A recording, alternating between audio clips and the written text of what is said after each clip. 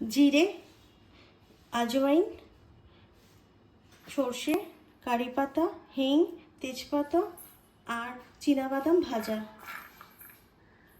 Boil potato, tomato, ginger grate আর green chillies, black pepper, black salt আর নিম্বু।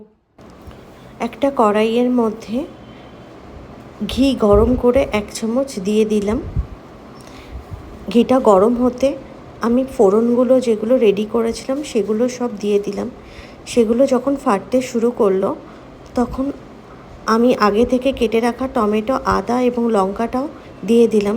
সেটা খানিকক্ষণ নাড়াচাড়া করার পরে আমি তার মধ্যে আগে থেকে সেদ্ধ করে টুকরো করে কেটে রাখা আলুটাও দিয়ে দিলাম।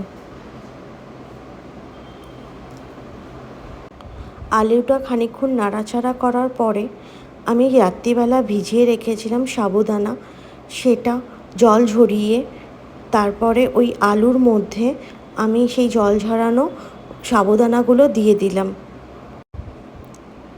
সাবুদানাটা দিয়ে খানিকক্ষণ নাড়াচাড়া করার পরে তার মধ্যে আমি স্বাদ অনুসারে নুন দিয়ে দিলাম।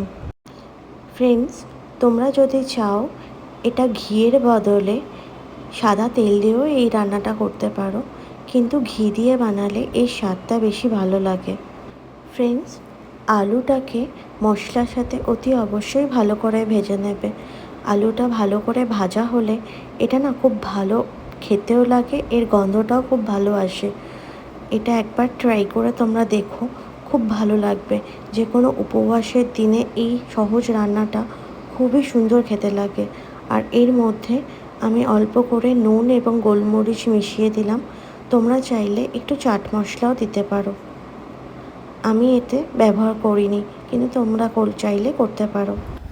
এবার একটু বিট নুন বা ব্ল্যাক সল্ট এর মধ্যে ছড়িয়ে দিলাম, আর তার সাথে একটুখানি লেবুও আমি এর মধ্যে দিয়ে দিলাম। এগুলো দিলে একটু স্বাদটা ভালো হয়।